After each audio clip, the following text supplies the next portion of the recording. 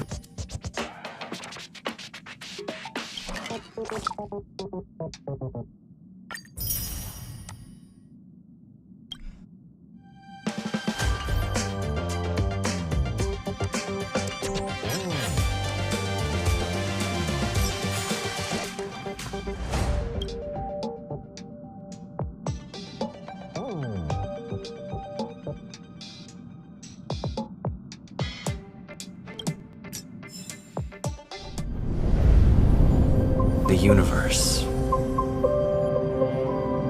The Astral Express. Eons. Did I get dragged into a science fiction movie or something? The Stellaron thing in my body. Are you trying to catch the stars? I've done stuff like that before. But it wasn't stars for me, though. It was lights. When I first woke up after being rescued from the ice, I could see clusters of stars in front of me. I reached out for them automatically, but they turned out to be the carriage ceiling lights.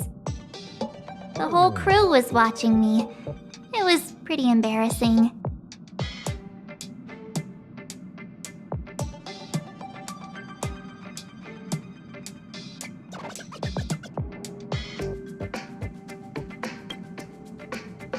Oh, I forgot to tell you. Before all this, I was stuck in a huge block of ice drifting through space. Himeko and Mr. Yang and... who was it again? Anyway, they figured out a way to melt the ice and saved me.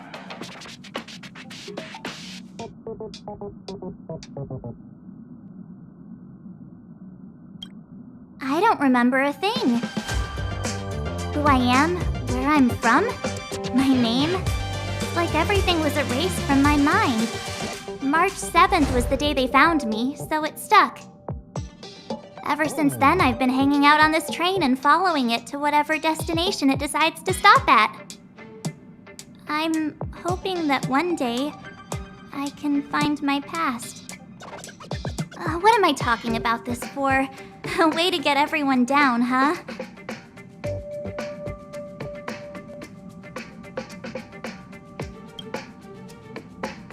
It's fine. I was the one who brought it up. Cheer up! It's not every day someone gets to ride on the Astral Express. Ah, here comes the conductor. The Express has reached a safe distance from the space station. We'll be jumping in about 10 minutes. Return to your seats, please. Both of you! Things could get bumpy. Thanks, Pom-Pom. But did you really have to come and remind me? I'm not a newbie, you know. Well, it wouldn't be necessary, but Miss March 7th likes to challenge herself. And falls over every time. That's just called never giving up.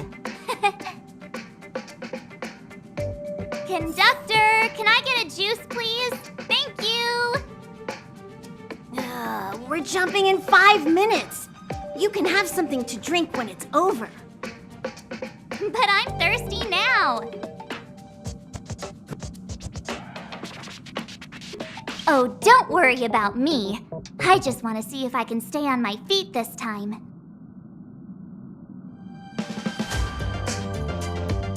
It's fine. I'm sturdier than I look. Besides, the ice will protect me. When I'm in danger, I instinctively create ice to protect myself. Though sometimes falling on the ice actually hurts more than falling on the ground. Well, don't mind me. Find a place to sit down and buckle up.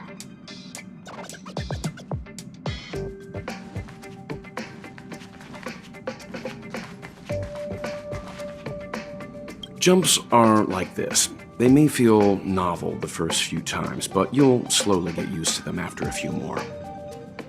As for the mechanism, well, if you're interested, I'll explain it to you in detail when we have more time. For now, just sit and wait. Remember to close your eyes. It helps with the dizziness.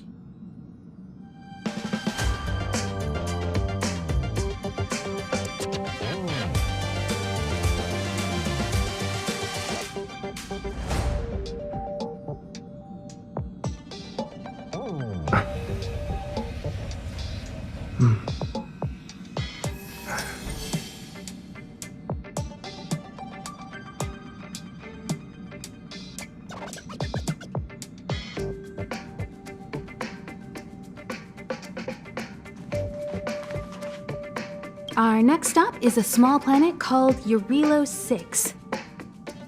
It's been thousands of years since the last time the Express paid a visit.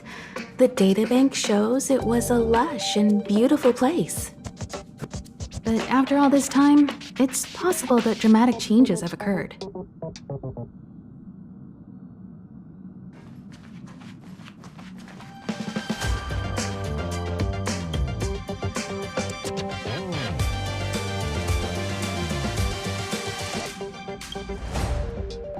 Hello? Hello, hello?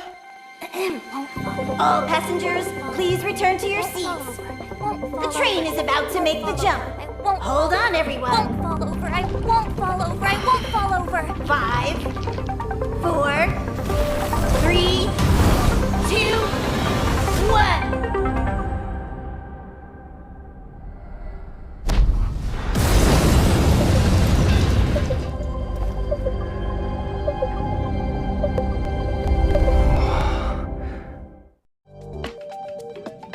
After all those millennia, is this what Eurylos 6 has become? Uh-huh. So, that snowy planet is our destination this time? Yes. Looks like this trailblazing expedition won't be easy. Spatial readout anomaly. Star rail stability is down to 12%. Schedule alteration. 7-day stopover time extended indefinitely.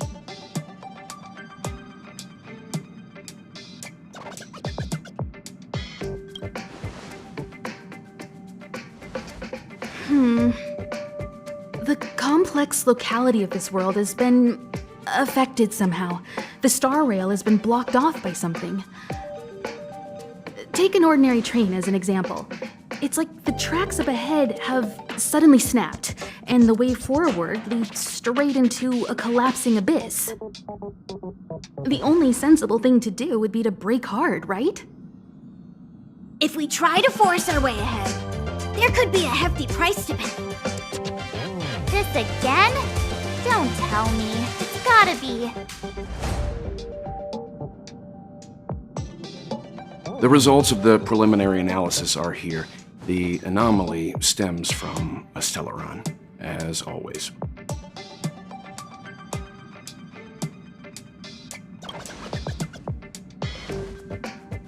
Yes, just like the one that's been placed into your body.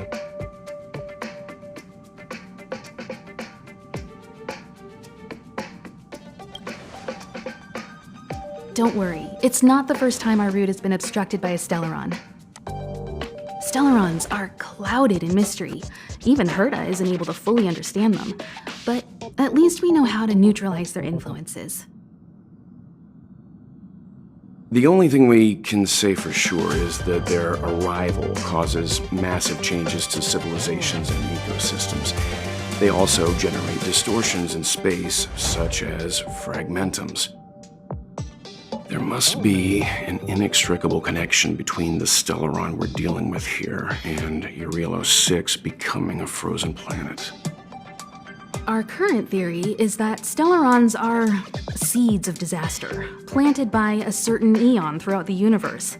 We can't continue to trailblaze without removing the source of the disaster.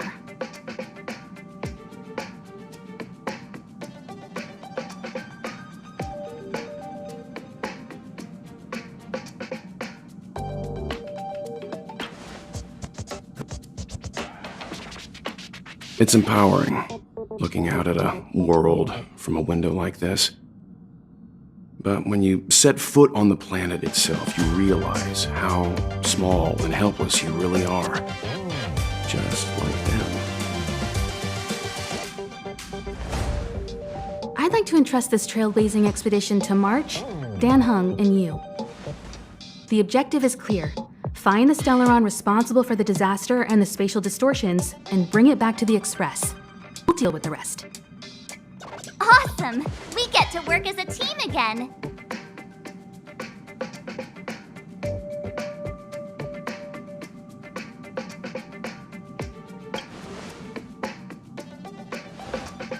Someone has to stay on the train or Pom Pom will get lonely. Not to mention, Nanook threw us a glance just now. If we're targeted by the Antimatter Legion, then things could go south fast. So it's still not our turn. I know you really want to go, but we should give the youngsters a chance to get out there on their own. It'll be a good opportunity for them to bond. March, if you two are ready, why not go and find Dan Heng?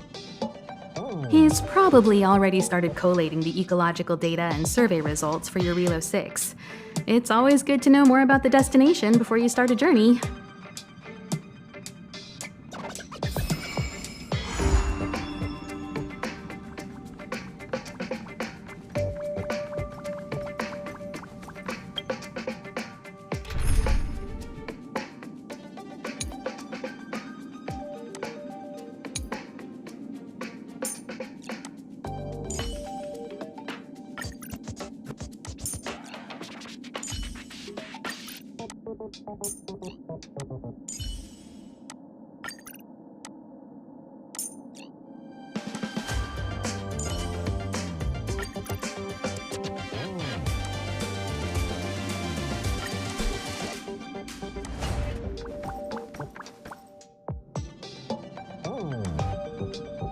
Each stop brings its own grand and exciting adventure.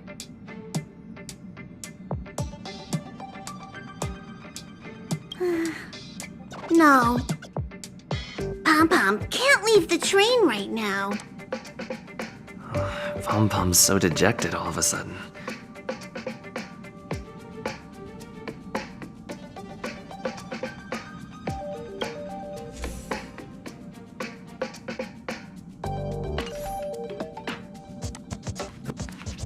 Ever since the destruction sowed Stellarons across the universe, many worlds have changed. Nanook, the destruction, Yaosha, the abundance, Terminus, the finality.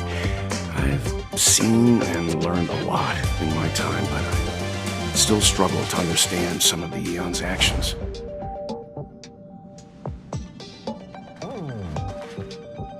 Thanks to a brilliant performance, you guys saved the space station from a moment of crisis. Now, the Express is relying on you to get it moving again.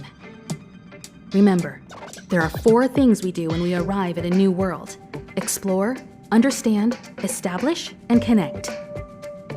And I'm sure you'll get along really well with March and Dan Heng.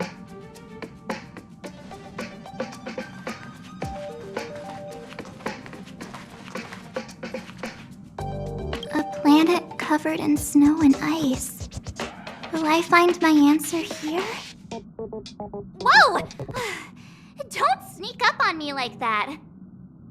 Why are you still here? Go find Dan Heng. Exciting adventures are waiting for us.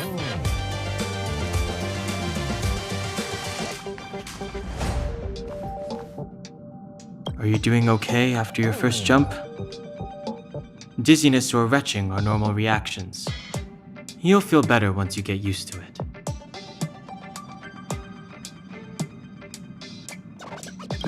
So you have high compatibility with the Express. That's good. I went through the Express's database, and it seems the environment on Eurilo 6 has undergone drastic changes in the past few centuries. It was not a frozen planet to begin with. He said so? Considering the spatial obstacles that the Star Rail has encountered, it's highly possible. I've conducted a preliminary survey and found that there's one area with a relatively normal temperature on the surface of the planet. By normal, I mean a temperature that just about allows for human survival. If I had to choose a site for initial investigation on this trailblazing expedition, that would be it.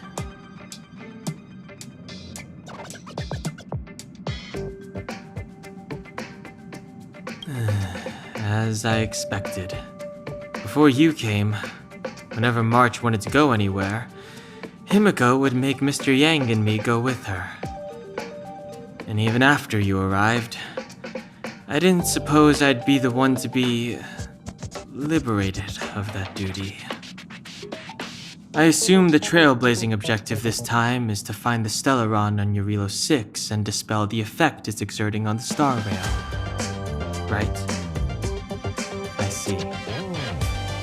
You should find March. I'll join you two once I'm ready.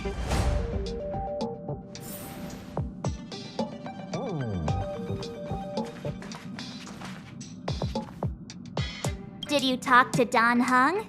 How'd it go?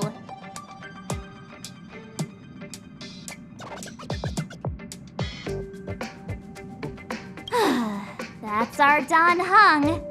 Always trying to look cool with his poker face. Don't mind him. Relax. Dan Heng and I are experienced trailblazers. We got your back. Well, are you ready?